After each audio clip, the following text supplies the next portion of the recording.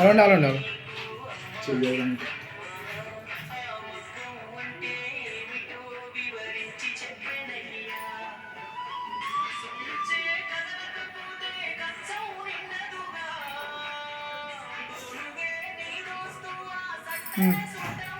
మాట్లాడు